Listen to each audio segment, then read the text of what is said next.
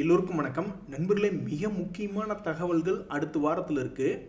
அதுல முதல் முக்கியமான தகவல் என்னன்னா, ஐடி துறையில மிகப்பெரிய ஒரு மாற்றம் வருமா? சில செய்திகள்லாம் ஒரு நாணயத்துக்கு இரண்டு பக்கம் இருக்கிற மாதிரி சிலருக்கு பாசிட்டிவா இருக்கும், சிலருக்கு நெகட்டிவா இருக்கும். டிசிஎஸ் சம்பந்தமா மீடியாக்கள்ல என்ன செய்திகள் வந்துகிட்டு இருக்குன்னா, அவங்க இந்த வருஷத்துல 12,000 எம்ப்ளாயிஸ் வேலையை விட்டு மேபி தூக்குவாங்களா, ஏன்னா ஆர்டிஃபிஷியல் இன்டெலிஜென்ஸ் வந்துருச்சுல்ல அப்படின்ற மாதிரி ஒரு பக்கம் பேசிக்கிட்டு இருக்காங்க. இது ஐடி கம்பெனிகளை பொறுத்த வரைக்கும் அவங்களுடைய ஆப்ரேஷனல் பர்ஃபார்மன்ஸ் இன்க்ரீஸ் பண்ணுற மாதிரி தான். ஸோ சமீபத்தில் ஐடியினுடைய பங்குகள் ஒரு மாதிரி நிலையாக நிற்க முடியாமல் கீழே இறங்கி கொண்டு இருக்கக்கூடிய இந்த நேரத்தில் ஐடி துறையில் இருக்கிற கம்பெனிகளுக்கு இப்போ செய்தி அப்படின்றது வந்திருக்கு.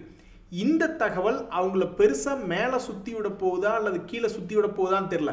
பட் இவ்வளவு நாள் மிகப்பெரிய ஒரு மேஜர் ஐடி தகவல் என்பது அமெரிக்காவிலிருந்தே தான் தொடர்ந்து வந்துகிட்டு இருந்தது. ஆனால் இப்போ லோக்கலாகவே ஐடி துறைக்கு ஒரு மிக முக்கியமான தகவல் வந்திருக்கு. ஸோ அடுத்தடுத்த வாரங்களில் இந்த டிசிஎஸ் அப்படின்ற பங்கெல்லாம் என்ன பண்ணுன்னு பார்க்கணும். ஏங்க டிசிஎஸ் இப்போ ஒன்று ஆரம்பித்து வைக்கிறாங்கன்னா அதுக்கு அடுத்தது இன்ஃபோசிஸ், விப்ரோ அவங்கெல்லாம் எதுவும் பண்ணாமையே போயிடுவாங்க. ஸோ வெறும் 2% அவங்க ஆட்குறைப்பு பண்ணுவேன் அப்படின்றாங்க. ஆனால் அதுவே 12,000 ஜாப்ஸ் அப்படின்ற மாதிரி வருது. 12,000 ஜாபுக்கு பின்னாடி கிட்டத்தட்ட 4 பேர் கொண்ட ஃபேமிலி என்பது இருக்கலாம். அந்த ஃபேமிலிக்கு பின்னாடி பெரிய பொருளாதாரம் என்பது இருக்கலாம். பட் எனிவே அவங்க ஆட்கள் குறைச்சா டிசிஎஸ்லேருந்து வெளியே வர்றவங்க நல்லபடியாக தான் ஒர்க் பண்ணியிருப்பாங்க. அவங்களுக்கு மற்ற இடங்கள்ல மிகப்பெரிய வேலை வாய்ப்பு என்பது கிடைக்கிறதுக்கு வாய்ப்பு இருக்குது. நான் அபுதாபியில் என் ஃப்ரெண்டு ஒருத்தர் இருக்கும்போது இந்த மாதிரி தான் ஆட்குறைப்பு அப்படின்றது நடந்தது. அப்போ அவன் என்ன சொன்னான்னா, சார் என்னை விட்டு வேலையை விட்டு தூக்குறேன்னு சொல்கிறீங்க, அப்போ என்னை தூக்குனீங்கன்னா இந்த வேலையெல்லாம் யார் செய்வா அப்படி ஒரு கேள்வி கேட்டான். அதே மாதிரி நீங்கள் வேணால் எனக்கு சம்பளத்தை வேணாலும் கொஞ்சம் குறைச்சிக்கிடுங்க, ஒரு 4-5 மாதம் கூட வச்சுருந்துட்டு அப்புறமா கூட ஒரு முடிவெடுங்க அப்படின்னு சொல்லி வச்சுக்கிட்டு அப்புறமே ஒரு 2-3 வருஷம் வேலை பார்த்துட்டு அப்புறம் ஒரு பேப்பரை போட்டு வேறு பக்கம் போயிட்டான். ஸோ அந்த மாதிரி பல வகையில் இந்த நியூஸை எம்ப்ளாயீஸ் ஹேண்டில் பண்ணலாம் அப்படின்றது ஒரு பக்கம் இருக்கு. இன்னொரு பக்கம் ஸ்டாக் மார்க்கெட்ல ஐடி துறை பங்குகள்ல ஏதோ ஒரு சம்பவம் நடக்க போகுது அப்படின்றதுக்கு இது ஒரு எடுத்துக்காட்டா இருக்கு. இது போக பாருங்க, இன்னும் மிகப்பெரிய தகவல்கள் பாருங்க.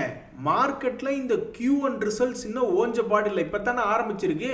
ஸோ ஏகப்பட்ட அடுத்த வாரத்தில் முக்கியமான கம்பெனிகள் ரிசல்ட் கொடுக்குது. அதையொட்டி எத்தனையோ பேர் 10-20% ஏறுவதும் இறங்குவதும் இருக்குத்தான் போகுது அப்படின்ற மாதிரி இருக்கு. இது போக முக்கியமான NSDL IP அடுத்த வாரத்தில் வருது. எல்லாத்தையும் விட மிக முக்கியமாக அமெரிக்காவுடைய US ஃபெட் ஆகஸ்ட் 30ஆம் தேதி நினைக்கிறேன், 31 அவங்க 30ஆம் தேதி வெளியிடுற தகவல் நம்ம மார்க்கெட்டில் 31ஆம் தேதி எதிரொலிக்கும். ஸோ அடுத்த வாரத்தில் மிகப்பெரிய வாலட்டிலிட்டி அப்படின்றது ரெடியாக இருக்கிற மாதிரி காமிச்சிக்கிட்டு இருக்கு. இந்த சமயத்தில் நிஃப்டி எங்கே ட்ரேட் ஆகிட்டு இருக்கான், அண்ணன் ஊசலாடிக்கிட்டு இருக்க இடமே வேற அப்படின்ற மாதிரி இத்தனை நாள் 10 days மூவிங் ஆவரேஜுக்கு கீழே ட்ரேட் ஆகி ஒரு சிறிய மன கஷ்டம் அப்படின்றத கொடுத்துக்கிட்டு இருந்தான்.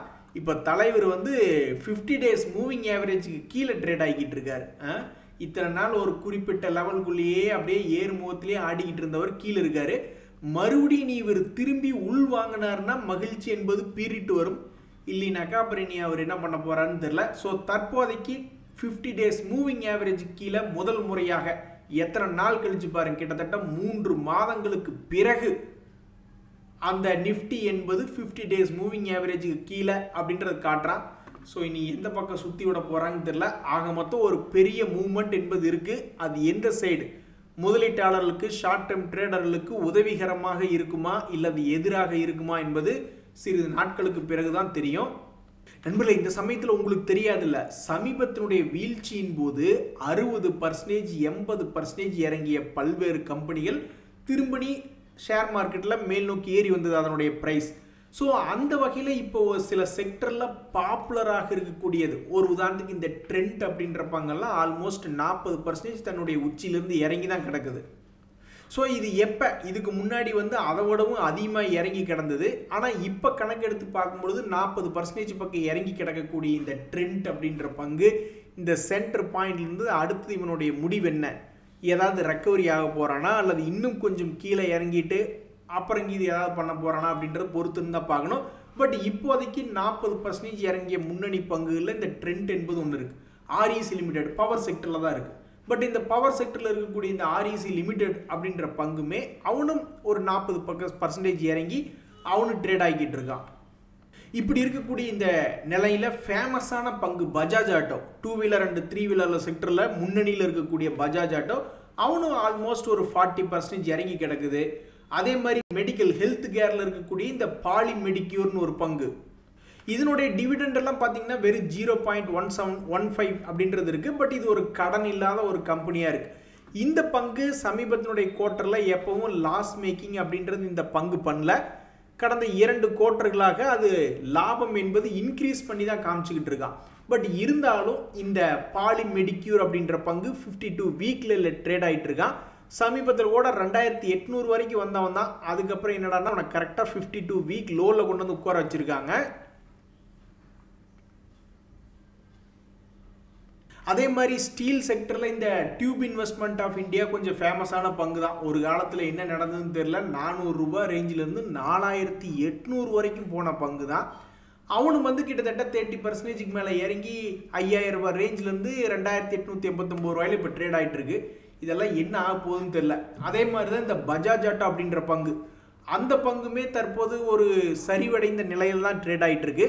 ஸோ மார்க்கெட்டில் ஃபேமஸான பங்குகளே தன்னுடைய பழைய ஹையை திரும்பி வந்தாவே போதுண்டா சாமி அப்படின்றது இன்னும் இந்த மார்க்கெட்லேயும் கீழே விழுந்திருக்கக்கூடிய பங்குகள் அப்படின்றது இருக்கு. ஸோ இவங்களுடைய தலையெழுத்தெல்லாம் அடுத்தடுத்த நாட்களில் என்ன ஆகும் அப்படின்றது தெரியல. பட் இப்போதைக்கு ஃபேமஸான பங்குகள் ஒரு 30-40% இறங்கி ஏதாவது கிடக்குதா அப்படின்னு தேடிட்டு இருக்கும் பொழுது இது போன்ற பங்குகள்லாம் இருக்குது. இனி இவன் -60% அப்படின்ற மாதிரி ஆல் டைம் ஹைலேருந்து போகிறானா இல்லை என்ன அப்படின்றது பொறுத்து இருந்து தான் பார்க்கணும். இந்த ரேலியில் கடைசியாக வந்த ரேலியில் இவங்களுக்கு லக் அடிக்கல. எத்தனையோ பங்குகள் லக் அடித்து பாதியும் அதுக்கு மேலேயும் ஒரு ரவுண்டு போயிட்டான். இந்த ரவுண்டில் இது போன்ற பங்குகள் பங்கெடுத்துக்கல. இனி அடுத்து வரக்கூடிய நிகழ்வுகளை என்ன அப்படின்றத பொறுத்து இருந்து பார்க்கணும். நம்மளுக்கு இந்த எஃப்ஐஎஸ் நினச்சாதாங்க பயமாக இருக்குது. அவன் பாட்டுக்கு அவனுடைய ஸ்ட்ராட்டஜி நம்மளுக்கு தெரிஞ்சிருச்சு. எப்பாவது ஒரு 10,000 கோடி 20,000 கோடி அப்படின்னு பணத்தை போட வேண்டியது, அப்படி கொஞ்சோண்டு பணம் போட்டதுக்கப்புறம் அதை பிடிச்சி ஒரே மாதத்தில் விற்று விட்டுற வேண்டியது. நல்லா கொளுத்த லாபம் வரும்பொழுது பார்த்தீங்களா, அவங்க பணம் போடும்போது 4 மாதமாக மார்க்கெட் நல்லா மேலே வந்துச்சு. அவன் எவ்வளவுங்க பணம் போட்டிருக்கான்னு பார்த்தோம்னாக்க அது ஒரு 30,000 கோடி கூட இல்லை, 20,000 தாண்டதே கஷ்டமாக இருக்குது. ஆனால் இப்போ 15-20 நாளுக்குள்ளேயே 30,000 போட்ட பணத்துக்கு மேலே அதிகமாக விற்றுட்டான். எப்படி விற்றுருக்கான்? முதல்ல இறங்கி கொண்டே இருந்தது, இந்த சரிவில் பூரா விற்றாங்க. கொஞ்சோண்டு பணத்தை போட்டு மறுபடியும் பழைய உச்சிக்கே கொண்டு வந்து வச்சுட்டானுங்க. அதுக்கப்புறம் நீ மறுபடியும் என்னத்தையாவது விற்க ஆரம்பிப்பாங்களா என்னன்றது தெரியல. ஆக மொத்தம் லட்சம் கோடியுமா நம்மளுடைய மார்க்கெட்லேருந்து, கேஷ் மார்க்கெட்லேருந்து பணத்தை எடுத்துக்கிட்டு போய்கிட்டே இருக்காங்க. இப்போ பாருங்க, சீனிவாசன் சார் அவருடைய போர்ட்ஃபோலியோவை பற்றி பேசுகிறாப்புல. ரொம்ப வருஷமாக எக்ஸ்பீரியன்ஸ்டான போர்ட்ஃபோலியோ. அவருடைய போர்ட்ஃபோலியோ சமீபத்தினுடைய லாஸ்ட்ல 22% இறங்கி மறுபடியும் அந்த போர்ட்ஃபோலியோ 21% என்பது ரெக்கவரி ஆயிருக்கு. இந்த மாதிரி நம்ம இன்னும் எவ்வளவு பார்க்க போறோம்னு தெரியல. ஸோ தற்போதைக்கு நிஃப்டி என்பது 10 டேஸ் மூவிங் ஆவரேஜுக்கு கீழே மட்டும் இல்லாமல் 50 டேஸ் மூவிங் ஆவரேஜுக்கு கீழே ட்ரேட் ஆகிட்டு இருக்கு. 25,000 பாயிண்ட்ல இருந்து எவ்வளவுக்கு எவ்வளவு தள்ளி போறானோ அவ்வளவுக்கு அவ்வளவு நம்மளுக்கு ஊம குத்தாக குத்த போறான மாதிரி தான் தெரியுது. எதா இருந்தாலும் நாளை களத்தில் சந்திப்போம். மிகப்பெரிய ஒரு வாரமாக அடுத்த வாரம் இருக்க போகிறது. நன்றி, வணக்கம்.